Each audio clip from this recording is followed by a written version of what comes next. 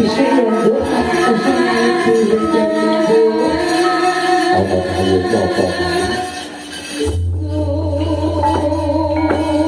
lakon beniki kowe mayang ana ngendi ana ing dusun Kaliombo nduk ono heeh sing wis pendak taune mesti langganan ya alhamdulillah nduk dene sing dipercaya dening para warga masyarakat uga para pemerintah ana ing desa kene ya nduk apa ora yo dene ya kuwi iki apa mawikatine bersih dusun nduk ngono heeh dusun-dusun ki mau wis pendak tau ditindakake dening warga ana kali opo kene ya heeh bener sepisan kanggo ngresiki marang dusune ya desane ya diri pribadi lair lan batine lan kabeh pindhone ngormati para leluhur kang sedo ya Mas ya bener nduk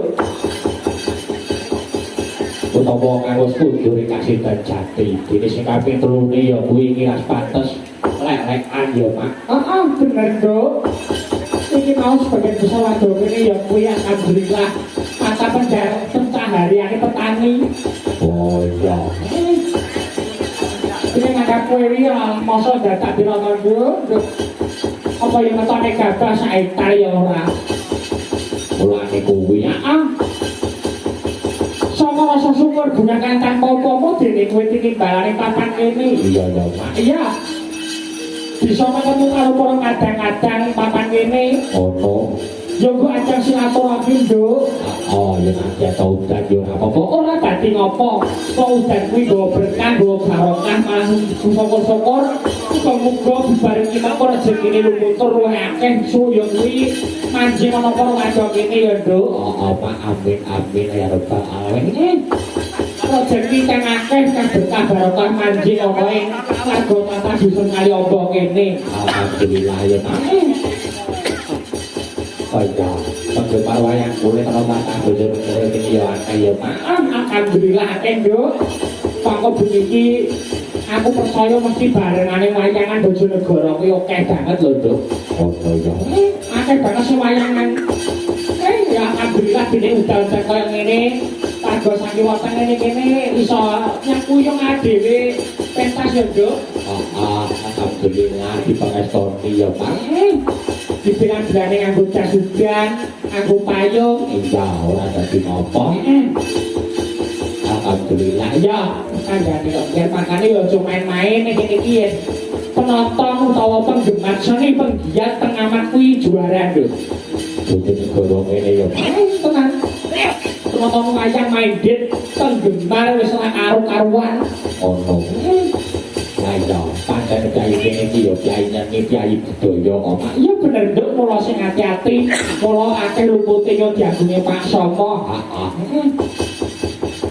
ya alhamdulillah ya adewe iki non sewu ora iso maturke siji baka siji aturke dening penuwun dening para warga masyarakat mriku utaminipun ugi Mbah Mo Mbak Cari sedaya kemawon ugi Bapak Kepala Desa yang sampun paring pangestu dhateng dusun Kaliombo mriki anggenipun anggelar bersih dusun ono tanpa panjenengane adewe ora iso ngaku kok nduk ono ya Pak ono ugi saya Pak ingkang keamanan ono utamane meneh pawon kok nduk ibu-ibu sing masak alhamdulillah dhewe dingone ning kene utang aja main dit yo ora kurang-kurang ya alhamdulillah melu santak melu gonggong melu bungah mengko mula uga disusuke tembang lagon ayo gitu ya yo matur nuwun dene isin pitaya marang awake dhewe meneh yo Pak ya alhamdulillah saiki uga bengi iki live streaming akeh nduk ono iki uga panjenengane ketuane wayang mania komuniti panjenengane Pak Arno kemarin rawuh alhamdulillah udan-udan ada kono kene di rewangi nduk yo percaya sing kanca omah alhamdulillah matur sembahun sampun dipun pangestoni dipun tenggani ono kata-kata streaming kata matur sembahun iya mesti kudu eling sajrone urip kudu eling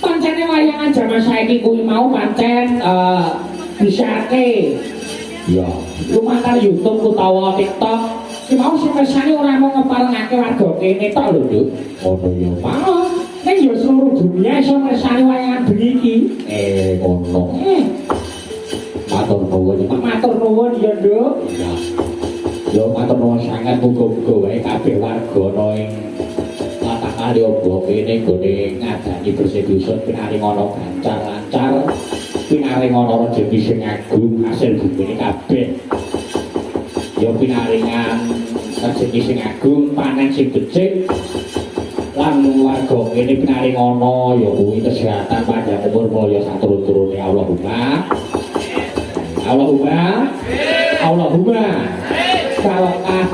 barokah alhamdulillah ya Nduk ora saraken guneman tanpa guna iki bengi mergo waktune ya wis ngangsep ngono nek yo ora dadi apa kabeh kabeh iso lancar ya Pak iki bener kasih desa papat gawan kok kabeh disemoyo dening warga Sanggarku kira laras kemapan saking Kedung Prau Padas Kadipaten Ngawi ngono ya Pak ya komplit awake dhewe sowane Nduk ono Pak sindene papat iki sing tanganku iki jenenge Mbak Laila asli Ngawi ya Pak dene sing angka loro kuwi bubos ngono bubos sing Sanggarku kira laras bojone sing encak ketuane kuwi Nduk kuwi laras iki ya iki penasehat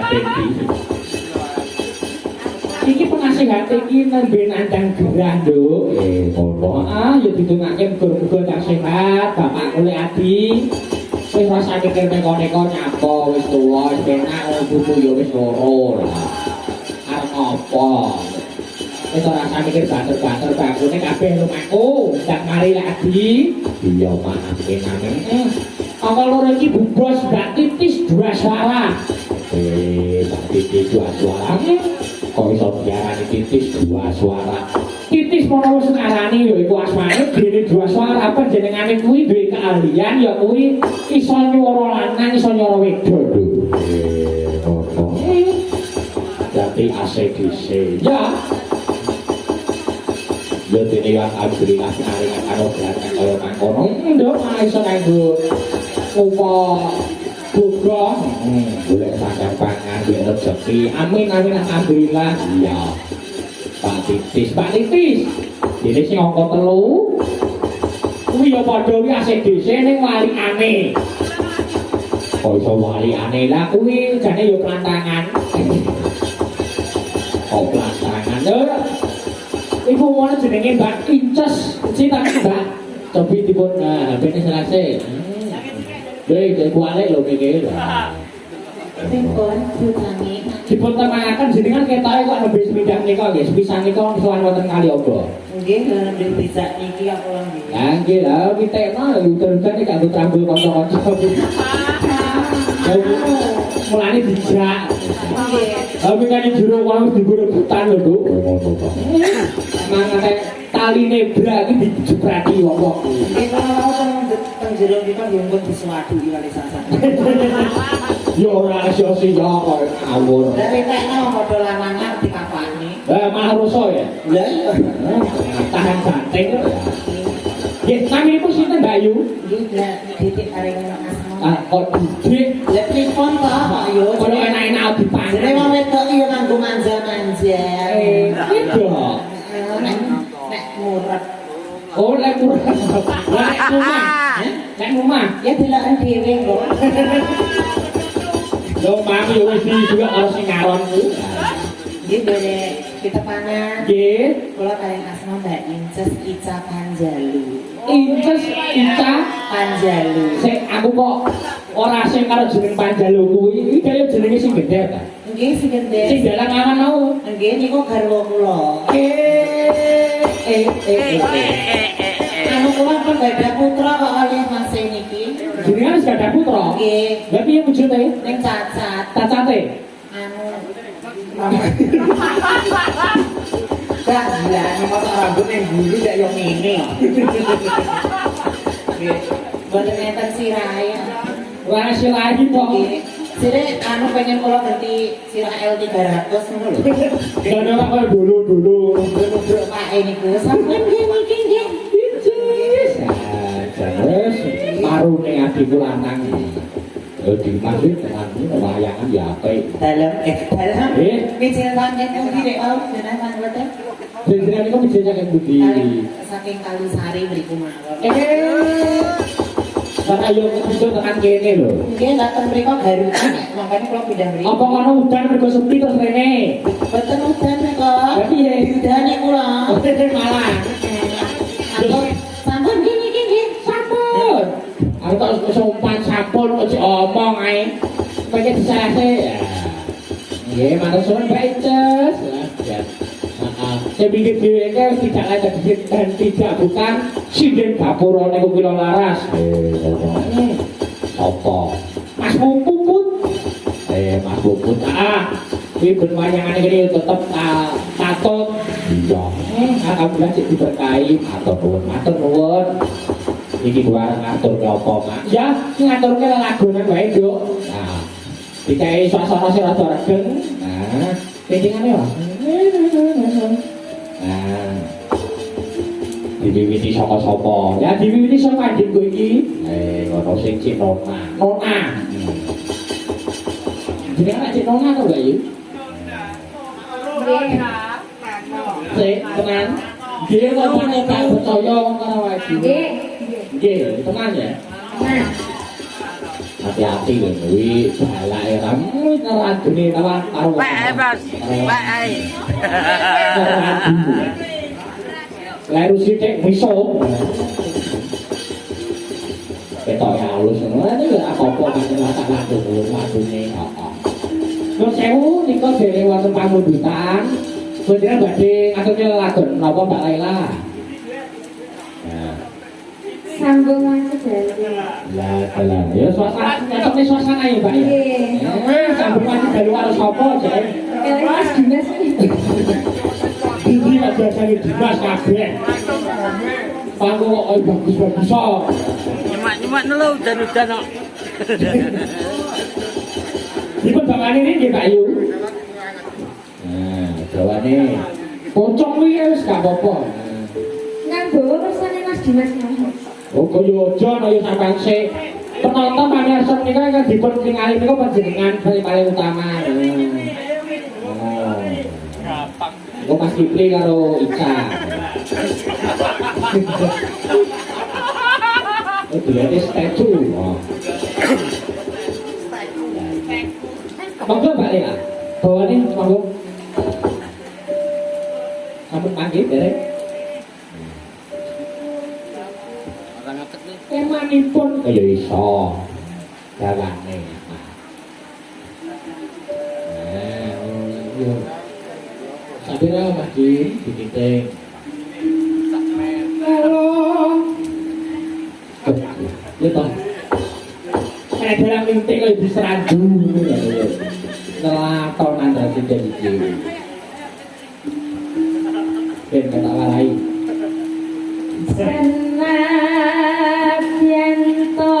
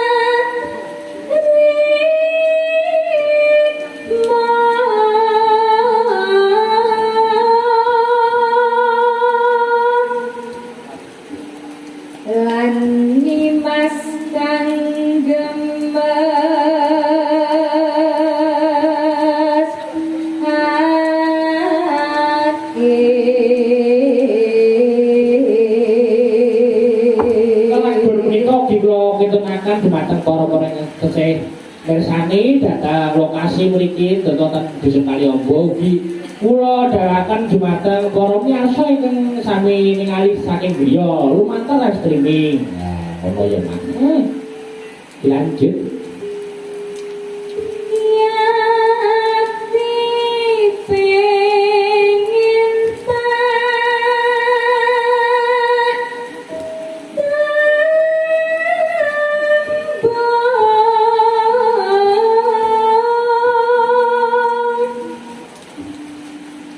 Ning kakungmu tandila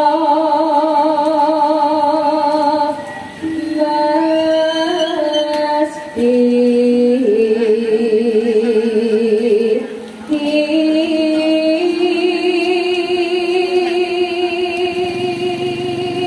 Live streaming dalu punika inggih punika MTN Studio Channel.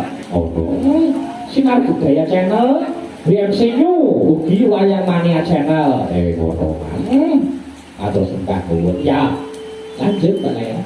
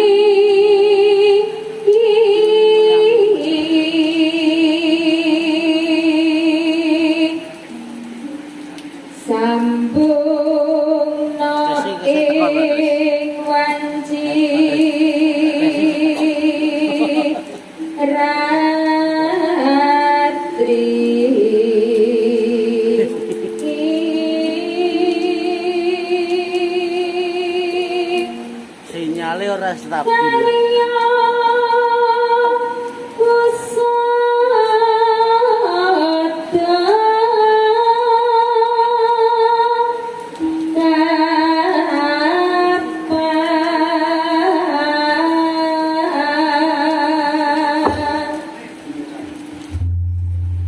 Monggo lanjut langgawe Mbak sambung wanci dalu Pak Lela terus. Sing gedhe pak